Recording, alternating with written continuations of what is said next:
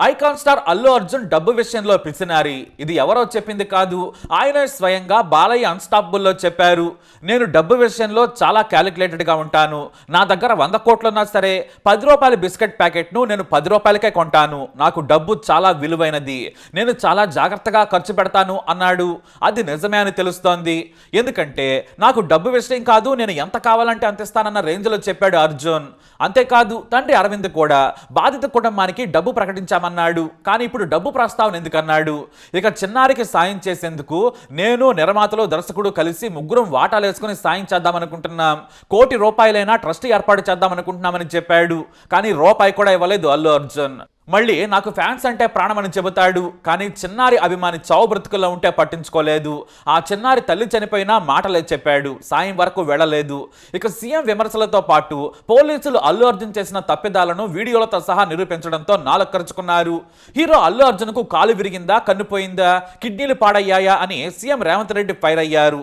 ఎందుకు ఆయన్ను పరామర్శించారు? చనిపోయిన మహిళ కుటుంబాన్ని మాత్రం ఎవరూ పట్టించుకోలేదు. కానీ అల్లు అర్జున్కి ఏదో అయిపోయినట్టు ఆయన ఇంటికి క్యూ కట్టారన్నారు సీఎం రేవంత్ రెడ్డి.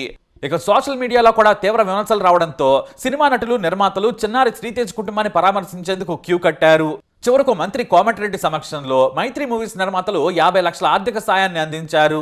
ఇక అదే మెగాస్టార్ చిరంజీవి తమ అభిమానులకు సాయం చేసిన విషయాన్ని మనం చెప్పాలంటే ఒక రోజు పట్టుద్దేమో. ఆయన కనీసం చెప్పుకోరు కూడా. కానీ ఎంతో కొంత వెంటనే సాయం చేసేస్తారు. అవసరమైతే వెళ్ళిపోతారు, పరామర్శిస్తారు. ఎన్ని తప్పులున్నా గొప్పలున్నా మంచి మనసులో కూడా మెగాస్టార్ అనిపించుకున్నారు మెగాస్టార్ చిరంజీవి. 1-2 వేల సార్లు ఆయన సాయం చేశారు. అభిమానుల మరణం మాత్రమే కాదు, ఆరోగ్యానికి, పెళ్లిళ్లకు కూడా సాయం చేశారు. ఇప్పుడే కాదు, తాను హీరోగా ఎదుగుతున్నప్పుడు కూడా ప్రజలకు తన వంతు సాయం చేయడంలో ముందుండేవారు ఆయన. ఇక బాలయ్య కూడా ఈ మధ్య చిరంజీవితో పోటీ పడుతున్నారు. ఇది పోలిక కోసం చెప్పడం కాదు, అభిమానులను కేవలం స్వార్థం కోసం వాడుకుంటున్న వారి నీచపు మనసును బట్టబయలు చేయడమే ఉద్దేశం. నాకు అభిమానులంటే ప్రాణం అంటారు ఒకరు, కానీ ఆయన ప్రాణం పోతే చేసిందేంటి? సరిగ్గా 16 ఏళ్ల క్రితం మెగాస్టార్ చిరంజీవి ప్రజారాజ్యం పెట్టిన సమయంలో రాష్ట్రమంతా తిరుగుతున్నారు. ఆయన మీద ఎన్నో విమర్శలు, దాడులు చేసినా కూడా పట్టించుకోలేదు. సహనంతో పర్యటించేవారు. కొన్ని గ్రామాల్లో ప్రజారాజ్యం జెండాలు కూడా పెట్టనివ్వకుండా కాంగ్రెస్, టీడీపీలు నాడు కుట్ర చేశాయి. అయినా కూడా మెగాస్టార్ వివాదాల జోలికి వెళ్ళలేదు. మెగాస్టార్కు కూడా సరిగ్గా తన కోసం ప్రాణమిచ్చే అభిమానుల మరణం ఎదురైంది. అప్పుడు మెగాస్టార్ ఎలా హ్యాండిల్ చేశారో కనీసం అల్లు అర్జున్ తెలుసుకుంటే బాగుండేది. 2009 ఫిబ్రవరి 10న మొదటిసారి ప్రజారాజ్యం పెట్టిన తర్వాత గుంటూరు పర్యటనకు వెళ్లారు. మెగాస్టార్ పార్టీ పెట్టడమే కాదు, తమ ప్రాంతానికి వస్తూ ఉండడంతో పార్టీలు, ఇతర హీరోల అభిమానులు అనే తేడా లేకుండా వేలాది మంది మెగాస్టార్ను చూసేందుకు వచ్చేసేవారు. ఆయనకు అడుగడుగునా నీరాజనం పట్టారు. గుంటూరులో ప్రెస్ మీట్ పెట్టిన చిరంజీవి ఆహ్లాదంగా మీడియాతో మాట్లాడారు. ఇతర పార్టీల మీద సునిశ్చిత విమర్శలు చేసిన చిరు ఆ తర్వాత పర్యటనకు బయలుదేరారు. ఎక్కడ చూసినా జనమే, ఎటువైపు చూసినా బ్యానర్లు, పోస్టర్లు కనిపించాయి. అయితే సరిగ్గా నారాకోడూరు అనే గ్రామానికి చేరుకున్నారు ఆయన. అక్కడ కనీసం ఒక్కటంటే ఒక్క బ్యానర్ కూడా లేదు. ఆరా తీస్తే అదంతా టీడీపీ వర్గం అని తేలింది. అయినా కూడా జనం చిరంజీవి కోసం బయటకు వచ్చారు. ఆ గ్రామం నడిబొడ్డులో ఎన్టీఆర్ విగ్రహం కనిపించింది. ఆ విగ్రహానికి నివాళులు అర్పించారు. ఆ తర్వాత తెనాలి దగ్గరలోని చక్రాయపాలెం వెళ్లాలనుకున్నారు. ఆ గ్రామంలో కూడా అంతే. కాంగ్రెస్, టీడీపీ స్థానిక నేతలు ప్రజారాజ్యంకు మద్దతు ఇవ్వద్దని బెదిరించారు. కొన్ని బ్యానర్లు కూడా తొలగించారు. కానీ ఆ గ్రామంలో 2 వీరాభిమానులు ఉన్నారు. వాళ్లే అడుసుమిల్లి పూర్ణచంద్రరావు, ఆలా బ్రహ్మం. వీళ్ళిద్దరూ కూడా బాబా బావమరుదులు. మెగాస్టార్ చిరంజీవికి వీరాభిమానులు. ఎవరు చెప్పినా సరే ప్రజారాజ్యమే మా పార్టీ అని తేల్చారు. ఆ తర్వాత మరికొంతమంది స్థానిక కుర్రాళ్లకు సమాచారం ఇచ్చారు. దీంతో మెగాస్టార్కు ఘనంగా స్వాగతం పలకాలి, ప్రజారాజ్యం సత్తా చూపించాలనుకున్నారు. చివరికి ఎదురుగా కొంతమంది కుర్రాళ్లతో బైక్ మీద ర్యాలీగా బయలుదేరారు. అయితే వేగంగా వస్తున్న క్రమంలో బైకులు స్కిడ్ అయ్యాయి. దీంతో జారిపడ్డారు. తలలు దగ్గరలోని కల్వట్టుకు తాకాయి.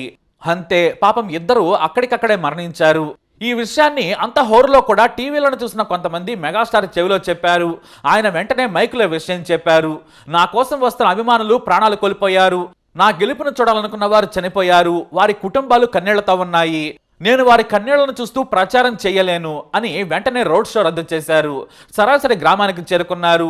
ఒకే కుటుంబానికి చెందిన 2 అభిమానులు చనిపోవడంతో ఆయన వారి మృతదేహాలను చూసి కన్నీళ్లు పెట్టుకున్నారు. అంతేకాదు, నువ్వు 2 ఓట్లు కోల్పోయావా, నువ్వంటే వీళ్లకు ప్రాణమని ఓ యువకుడి తల్లి చిరంజీవిని హత్తుకొని బోరున ఏడ్చేసింది. అంతే, ఆయన కూడా తట్టుకోలేకపోయారు.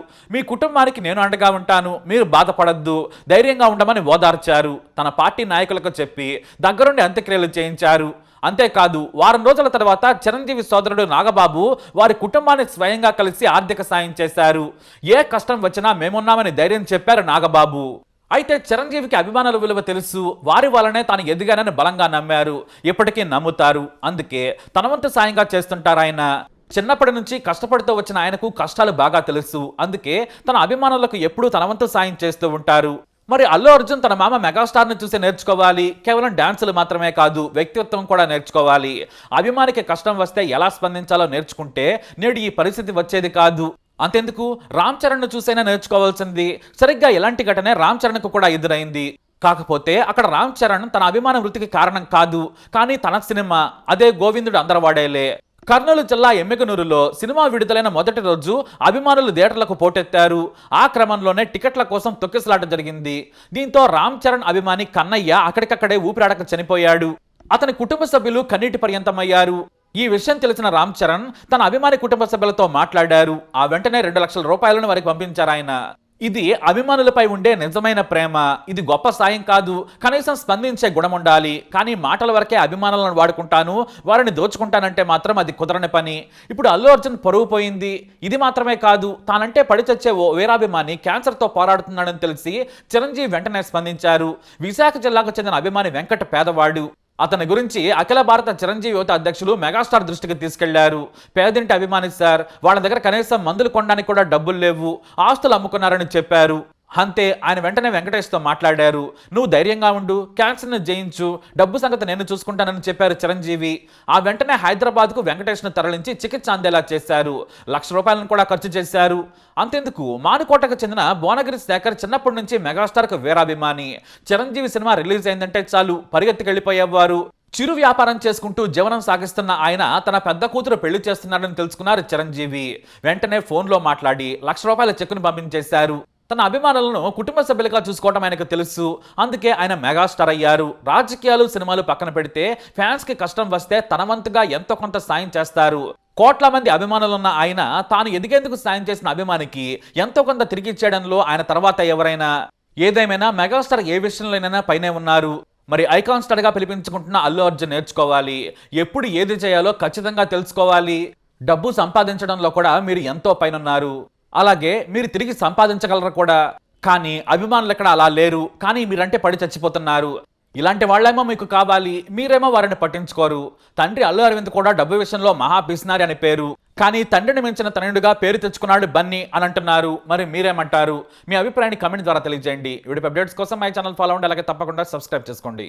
తెలీదు, ఐ హ్యాడ్ నో ఐడియా. ఎందుకంటే నేను నా పిల్లోనే పక్కన పెట్టుకున్నా. నా నా నా వైఫ్, నా నా నా కొడుకు, నా కూతురు థియేటర్లోనే ఉన్నారు. నాకు తెలీదు. నిజంగా అలా జరుగుండుంటే, నాకు తెలుసుండుంటే నేను వాళ్ళు తీసుకుని వెళ్ళిపోతాను కదా. మినిమం కదా, ఎవరైనా వాళ్ళ పిల్లలు వాళ్ళు తీసుకుని వెళ్ళిపోతారు కదా. నాకు తెలియని కూడా తెలియదు. సరే పిల్లలు వాళ్ళు చూసుకుంటారు, మనం వెళ్ళిపోతే క్రౌడ్ క్లియర్ అయిపోతే, ప్రాబ్లమ్ సాల్వ్ అయిపోతే నేను వదిలేసి వెళ్ళిపోయా. అలాంటిది నాకు తెలిసి కూడా నేను సినిమా చూస్తూ ఉన్నాను, ఇలాంటి ఫాల్స్ అలిగేషన్స్ వస్తే చాలా బాధ వేస్తుంది. పిల్లలు ఉన్నారు సార్, పిల్లలు వదిలేసి వెళ్ళిపోతాను నేను. నాకు నా పిల్లలు అంటే ఎంత ఇష్టం తెలుసు. ఎవరైనా ఉంటారు కదా, తీసుకుని వెళ్ళిపోతారు కదా. అలాంటి నాకు క్లూ కూడా లేదు. నేను ఇంటికి వెళ్ళిపోయిన తర్వాత నేను వెళ్ళిపోయిన నెక్స్ట్ డే నాకు మార్నింగ్ తెలిసి ఇలా చనిపోయారంటే షాక్ అయ్యాను నేను. షాక్ అయ్యి ఇమీడియట్గా నేను బాస్కు ఫోన్ చేశాను, మా బన్నీ వాస్కు ఫోన్ చేసి, బాస్కు ఇమీడియట్గా హాస్పిటల్కి వెళ్ళి వాళ్ళ కలువు, నేను వస్తానంటే సార్ నేను మొత్తం అక్కడ వెళ్ళి సెట్ చేసి వస్తాను, వాళ్ళందరూ ఎమోషనల్గా ఎలా ఉన్నారు ఏంటో మనం ఫస్ట్ చెక్ చేసుకున్న తర్వాత మీరు దిగాలి, ఒక నిమిషం ఆగండి సార్. వెళ్ళిపోయి తర్వాత వాసు నేను వస్తానంటే, సార్ మీరు రావద్దు ప్లీజ్, దయచేసి మీరు హాస్పిటల్ రావద్దు, ఇక్కడికి గందరగోళం అయిపోద్ది, నిన్న నైట్ మీరు థియేటర్కి వెళ్ళారు, ఇష్యూ అయింది, చాలా ప్రాబ్లం అయింది, ఇప్పుడు మీరు హాస్పిటల్కి వచ్చి మళ్ళీ ప్రాబ్లం అయితే మాత్రం సార్ చాలా ప్రాబ్లం అవుతుంది సార్, నేనే వాళ్ళని కొంచెం వాళ్ళ రిచువల్స్ అవన్నీ అయిపోయిన తర్వాత మీ దగ్గర తీసుకొస్తానని చెప్పాడు. ఓకే అని వెయిట్ చేసేసరికి ఇమీడియట్గా ఏం చెప్పారు, సార్ ఏమనుకోవద్దు, వాళ్ళు మీ మీద కేసు ఫైల్ చేశారు, ఇప్పుడు మీరు వాళ్ళు కలవడానికి లేదంటే నేను మా లీగల్ టీం అదేం పర్లేదు వాసు నేను వచ్చేస్తాను, నేను కొంచెం మూర్ఖంగా మాట్లాడుతుంటే, సార్ మా లీగల్ టీం చాలా స్ట్రిక్ట్గా చెప్పింది, sir they file the case on you, మీరు ఇప్పుడు వెళ్తే legally it is not right thing to do, please don't go అని చెప్తే అప్పుడు ఆగాల్సి వచ్చింది. సార్ నాకు ఒక్కటే విషయం చెప్తా సార్, ఎవరో వైజాగ్లో చనిపోతేనో, లేకపోతే చనిపోతున్నారంటేనో, లేదంటే విజయవాడలో చనిపోతున్నారంటే ఒక పెద్ద ఆవిడంటేనో, లేదంటే చిరంజీవి గారి ఫ్యాన్స్ మన నూర్బాయ్ లాంటి వాళ్ళు, లేదంటే కళ్యాణ్ గారి ఫ్యాన్స్ మన ఎవరో అంటేనే వాళ్ళందరికీ నేను వెళ్ళి పర్సనల్గా సార్ ఇక్కడి నుంచి విజయవాడ వెళ్ళాను సార్, ఎవరినో కలవటానికి ఒక లేడీని, ఒక వైజాగ్ వెళ్ళాను ఇక్కడి నుంచి, ఇక్కడ నుంచి ఎక్కడో ఉప్పలు ఉంటే ఎక్కడో దాటి ఉంటే ఎక్కడికో వెళ్ళాను. అలాంటిది నా ఓన్ ఫ్యాన్స్, నాకు నా ఫ్యాన్స్ అంటే ఎంత ఇష్టం మీ అందరికీ తెలుసు. అలాంటి నా ఓన్ ఫ్యాన్స్ నా ఓన్ థియేటర్లో నేను ఉన్న ప్రెమిసెస్లో అలా జరిగిందంటే నేను వెళ్ళి కలవనాలని, వాళ్ళు కలవాలి నాకు ఉండదా? అది మినిమం కదా. అసలు ఎవడైనా వెళ్ళి కలుస్తుంది, ఎందుకు కలవను నేను కలవపడడానికి ఓన్లీ రీజన్ ఏంటంటే I'm legally I'm tired, I can't go. అంత మాత్రం నేను స్పందించలేదు అని అనడానికి కూడా లేదు. సో నాకు ఏం చేయాలో తెలియక నెక్స్ట్ డే సరే వాసు మనం వెళ్ళకపోతే బాగోదు, ఏం చేయాలో తెలియక అప్పటికప్పుడు ఒక వీడియో పెట్టాను. ఎందుకంటే నేను కూడా షాక్లో ఉన్నా, జెన్యున్లీ నేను కూడా షాక్లో ఉన్నా. అరే ఇలా అయింది ఏంటి, ఎటు కాకుండా హాఫ్ ఆఫ్గా ఉన్నాను నేను కూడా. నేను జెన్యున్ చెప్తే హాఫ్ ఆఫ్ ఉన్నాను నేను. ఇప్పుడు కూడా కొంచెం హాఫ్ ఆఫ్గానే ఉన్నాను నేను. నాకు తెలుస్తుంది నేను కరెక్ట్గా సెంటర్డ్గా లేను, కొంచెం ఆఫ్లోనే నాకు తెలుస్తుంది. ఎనీవేస్ నెక్స్ట్ డే ఒక వీడియో పెట్టా, సరే to at least show that I'm there. It's not even about the money, it's not about the money. అంటే it is just money is just just as to show that I'm willing to do something అని చెప్పడం కోసం. ఆ తర్వాత మేము ఏం చేయొచ్చు you know, ఆ తర్వాత మేము అన్ని సెలబ్రేషన్స్ క్యాన్సిల్ చేసాం. వద్దు అసలు వాళ్ళకి అలా ఉంటే మనం ఎలా సెలబ్రేట్ చేస్తాం, మొత్తం అన్ని క్యాన్సిల్. పెద్ద పెద్ద ఫంక్షన్స్ అక్కడ కర్ణాటకలో అక్కడ ఇక్కడ పెద్ద పెద్దగా చేద్దాం అనుకున్నాం. వద్దులే ఇంకా దీని తర్వాత అన్నీ షట్ చేసానని చెప్పేసి ఇంకా నా ప్రయత్నంలో నేను ఏం చేశానంటే, డాడీ మీరు వెళ్ళి కలవంటే ఆయన కూడా కలవకూడదు అన్నారు. ఓకే ఒక స్పెషల్ పర్మిషన్ పెట్టి నువ్వు వెళ్ళు, పోనీ మా ఫాదర్ ఇన్ లా పంపించండి, లేదంటే సుకుమార్ గారు పంపించండి, లేకపోతే వాళ్ళ వైఫ్ని పంపించండి, లేకపోతే ప్రొడ్యూసర్స్ పంపించండి, బన్నీవాసం పంపించండి.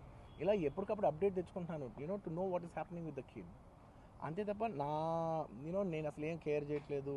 ఇలా కొన్ని ఫాల్స్ ఎలిగేషన్స్, క్యారెక్టర్ అసాసినేషన్ మాటలు వచ్చినప్పుడు మాత్రం చాలా బాధ వేస్తుంది. నేను ఎన్నైనా తీసుకోగలను, నన్ను నమ్మండి, మీ అందరూ తెలుసు ఐఎమ్ స్ట్రాంగ్ పర్సన్. నేను చాలా ఫేస్ చేస్తాను, నేను తీసుకోగలను, నేను తట్టుకోగలను. కానీ ఇలాంటి అన్నప్పుడు మాత్రం ఇంత లో పాయింట్లో